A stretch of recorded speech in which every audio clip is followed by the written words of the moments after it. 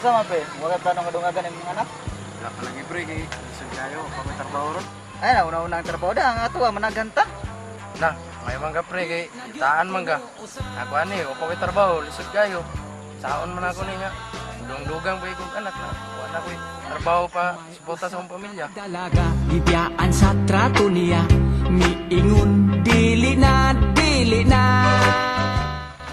Hoy, isa man ka. Okay, plano dugangan ng bata. Sige na kayong pangadara. Dako na kayo niyo.